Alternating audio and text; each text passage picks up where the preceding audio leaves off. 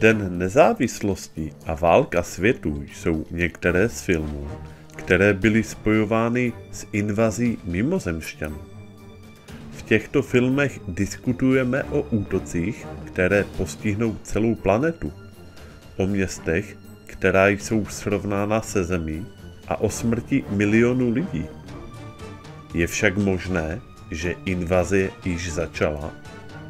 Někdo se může divit, jak by to mohlo být možné, ale v průběhu let ufologové a výzkumníci zpovídali jednotlivce, kteří během let několikrát odhalili svá nebezpečná setkání s mimozemšťany.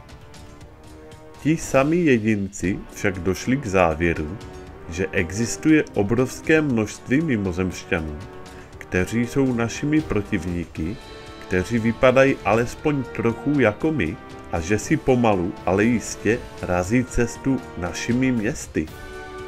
Takže co když mezi námi žijí mimozemské bytosti a jsou tak podobné lidem, že je těžké je rozlišit? Celý tento scénář se soustředí kolem negativních mimozemšťanů, kteří jsou odhodláni proměnit naši Zemi na svůj osobní svět. Tito mimozemšťané jsou hodně podobní lidem, takže je velmi obtížné je rozlišit mezi lidmi. Černooké děti. Černooké děti patří mezi současné humanoidní mimozemšťany. Od lidí je lze rozeznat na první pohled, nebo pokud jste někdo, kdo neustále telefonuje.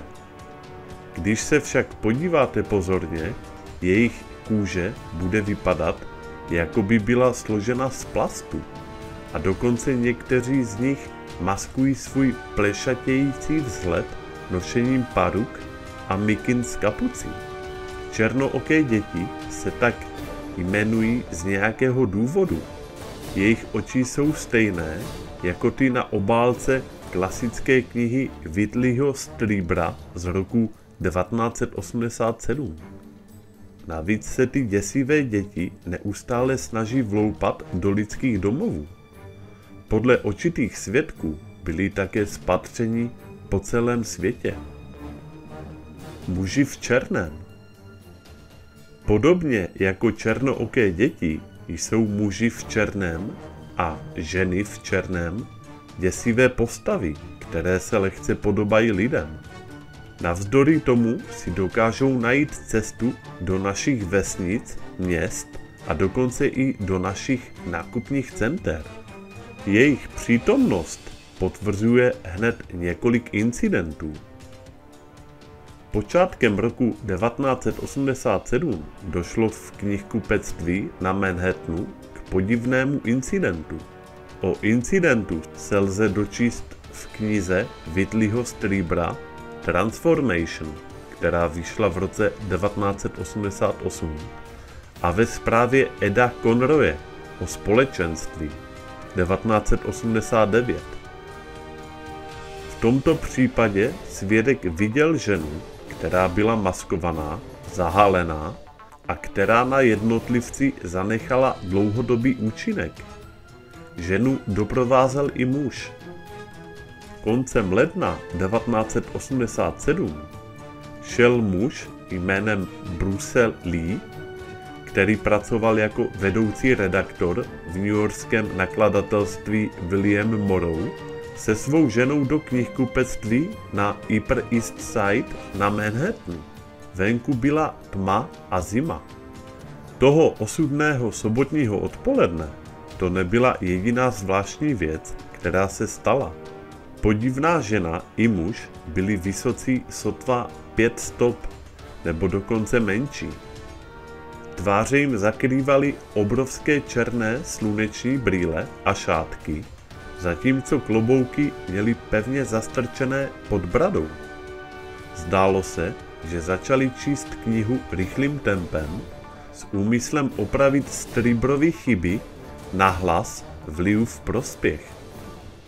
Protože Lee pracoval pro vydavatele, který právě vydal tuto knihu, Přirozeně je oslovil a zeptal se jich, co je na knize špatného.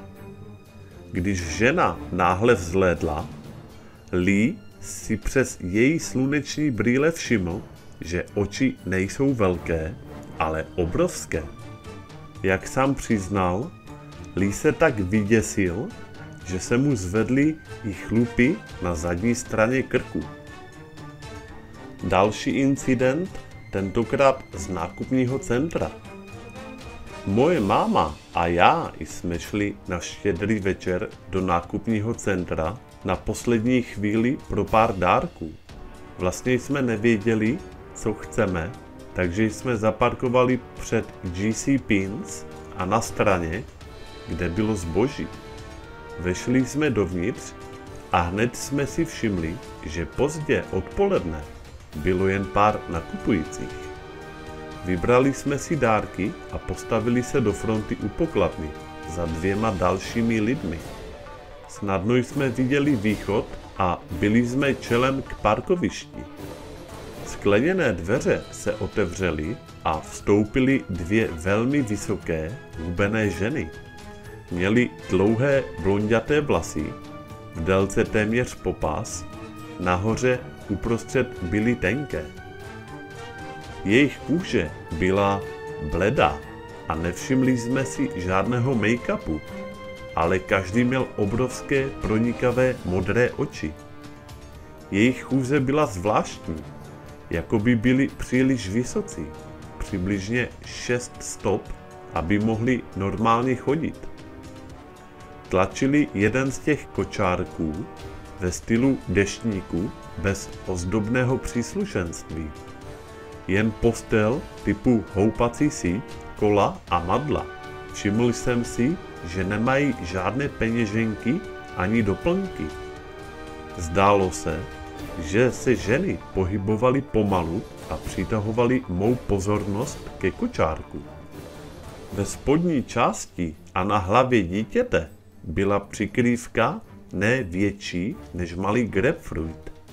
Mělo pastovitou kůži, žádný nápadný nos, rýha pro ústa a velké tmavé oči, které byly fakt obrovské. Přemýšlela jsem, jestli to dítě není zdeformované, ale věděla jsem, že to tak nějak není. Dítě vypadalo ostražitě a zíralo na mě.